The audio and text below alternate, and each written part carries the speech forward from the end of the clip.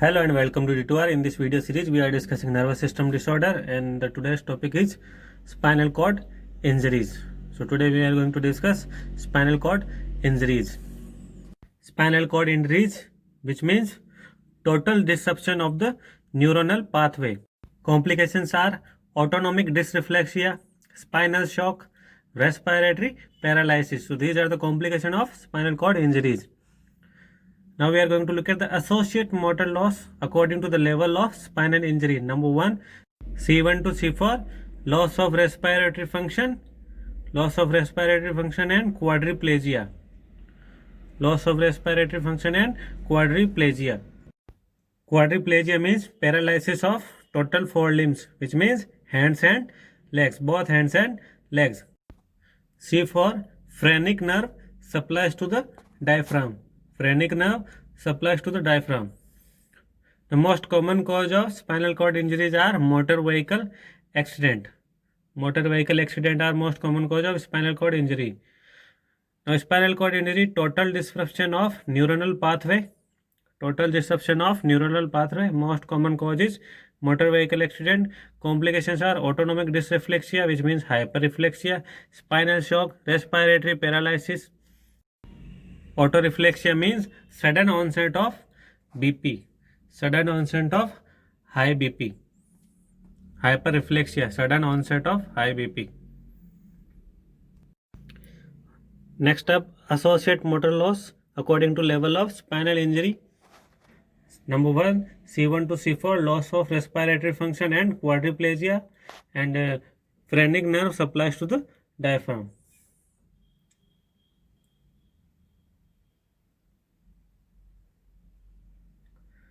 Next up, C4 to C5.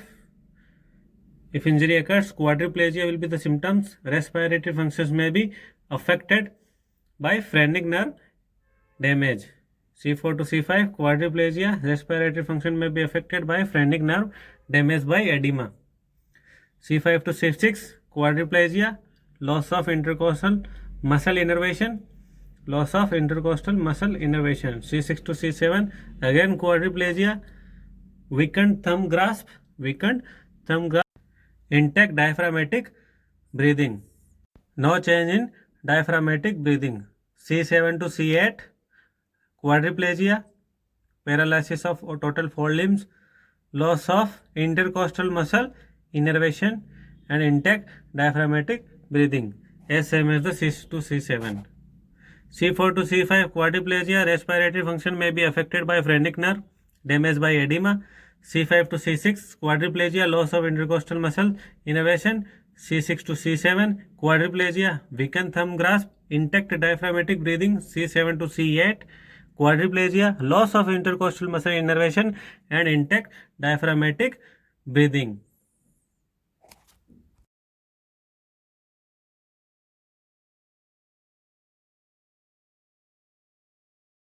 Next is T1 and L1 to L2.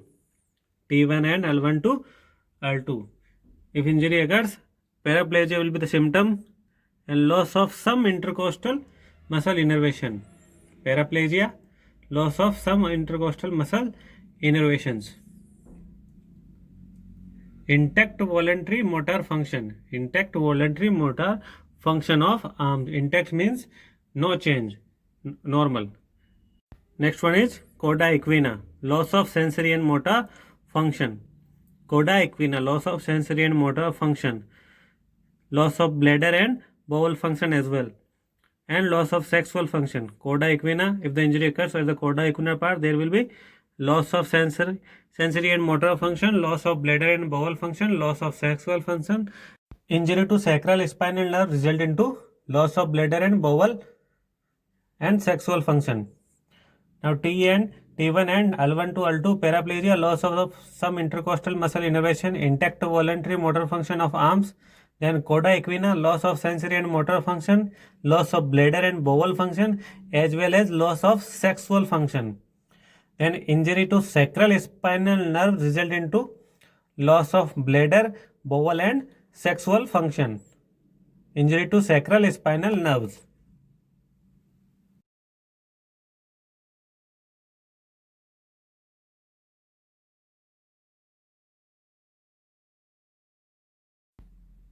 So there is a condition spondylitis, which means inflammation of one or more vertebra. Spondylitis, inflammation of one or more vertebra. Condition number 2 is neurogenic bladder. Neurogenic bladder. S2 and S3 are the center of micturition. So injuries below this level, bladder cannot be empty. If there is an injury below this level, bladder cannot be empty, and this condition is known as neurogenic bladder. Neurogenic bladder. S2 and S3 are the center of micturition. Most commonly affected vertebrae are cervical 5, 6 and 7. Cervical 5, 6 and 7, thoracic 12 and lumbar 1. So spondylitis, inflammation of one or more vertebra. Spondylitis, inflammation of one or more vertebra. Then condition number 2 is neurogenic bladder. S2 and S3 are the center of micturition. So injuries below this level, bladder cannot be empty, and this condition is called as neurogenic bladder. S2 and S3 are the center of micturition. Now most commonly affected vertebra are cervical 5, 6 and 7, thoracic 12 and lumbar 1. Now we are going to look at the types of spinal cord injury. Types of spinal cord injury. There are 6 types of spinal cord injury. Number 1 is anterior cord syndrome. Number 2 is posterior cord injury. Number 3 is central cord syndrome. Number 4 is Brown-Sequard syndrome. Number 4 is Brown-Sequard syndrome. Number 5 is conus medullaris syndrome. Number 6 is Coda-Equina syndrome. Step by step, we are going to look at the types of spinal cord injuries. Number 1 is ACS, anterior cord syndrome. Occurs when blood supply is decreased to the anterior portion of spinal cord, and this result into motor function, pain and temperature, sensation lost below the level of injury. Sensation of touch, position and vibration are remain intact, which means there will be no change in the sensation. Types of spinal cord injuries. Number 1 is anterior cord syndrome, posterior cord injury. Number 2. Number 3 is central cord syndrome. Number 4 is Brown-Sequard syndrome. Number 5 is conus medullaris syndrome. Number 5 is conus medullaris syndrome. Number 6 is Coda-Equina syndrome. Coda-Equina syndrome. Number 1 is ACS, anterior cord syndrome. Occurs when blood supply decreased to the anterior portion of spinal cord. Anterior portion of spinal cord. Motor function, pain and temperature, sensation lost below the level of injury, but sensation of touch, position and vibration will be remain intact. There will be no change in this sensation. Number 2 is posterior cord injury. Number 2 is posterior cord injury, and the symptoms are motor function remain intact. There will be no change in motor function, but there is a loss of vibration sense, crude touch and position sense. This is exactly opposite to the anterior cord syndrome. Posterior cord injury is exactly opposite to the posterior cord injury. Number 3 is central cord syndrome. Central cord syndrome. Loss of motor function is more in upper extremities. Loss of motor function is more in upper extremities. Sensation remain intact. Paralysis of hand and arm. Let's revise this. Number 2 is posterior cord injury. Motor function remain intact. Loss of vibration sense, crude touch and position sense.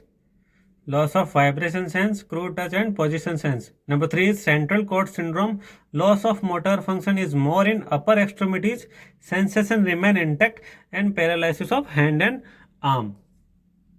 Number 4 is, next up, number 4 is Brown-Sequard syndrome. Number 4 is Brown-Sequard syndrome.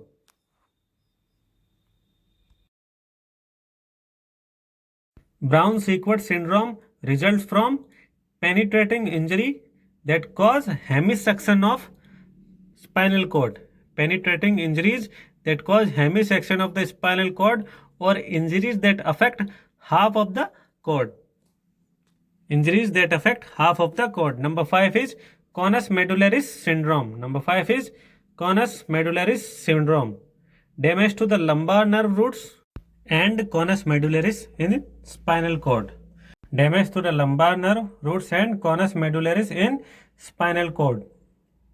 Symptoms are client will be experiencing bowel and bladder areflexia and flaccid lower extremities. These are the symptoms of conus medullaris syndrome, and these symptoms will be appear if the damage is limited to the upper sacral segment of spinal cord.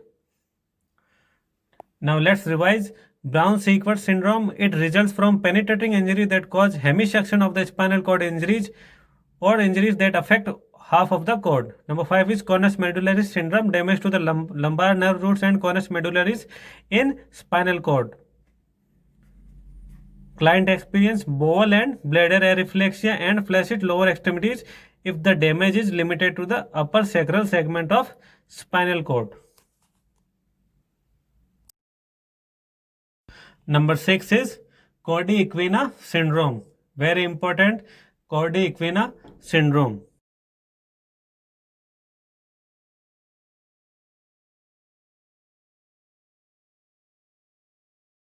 It occurs from injury to lumbosacral nerve roots below the conus medullaris.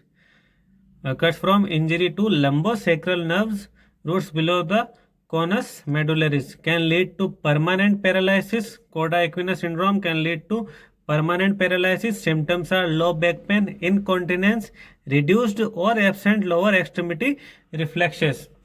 Now we are going to look at the sign and symptoms of spinal cord injury. If the damage is on damage in dermaton, symptoms are pain, numbness, paresthesia and loss of sensation. Now what is dermaton? Dermaton is an area of skin that a single nerve innervates. Area of skin that a single nerve innervates. Number 6 is Cordy Equina syndrome. Occurs from injury to the lumbosacral nerve roots below the conus medullaris. Can lead to permanent paralysis. Symptoms are low back pain, incontinence, reduced or absent lower extremity reflex. Sign and symptoms are pain, numbness, paresthesia, loss of sensation if the injury on dermaton. Number 2 is if the damage in myotome. We discussed earlier injury in dermatome. Number 2 is damage in myotome. Myotome is a group of muscles. Symptoms are spasticity and tremors. Next up, last part of the disease, management. So management includes halotraction. Management includes halotraction. Number first is decompressive laminectomy. Number first is decompressive laminectomy, removal of one or more lamina. Now what is lamina? Lamina is a 9 layer of gray matter that makes up spinal cord. 9 layers of gray matter that makes up spinal cord. Number 2 is spinal fusion and rod insertion. Spinal fusion and rod insertion used for thoracic spinal injury. Used for thoracic spinal injury. Name of the rod that we are using in thoracic spinal injury is, rod name is Harrington rod. Damage in myotome, group of muscles, myotome. Symptoms are spasticity and tremors. Management of spinal cord injury includes halotraction, decompressive laminectomy, spinal fusion and rod insertion. And the rod that we are using is Harrington rod. Harrington rod is used in spinal fusion in thoracic injury. And the last part of the disease condition is medication. Dexamethasone, dextron, plasma expander, dextron are plasma expander. Dantrolene is a muscle relaxant and baclofen is also a muscle relaxant. In the last, there is a special note. Log roll turning method should be used to move a patient without flexing the spinal cord.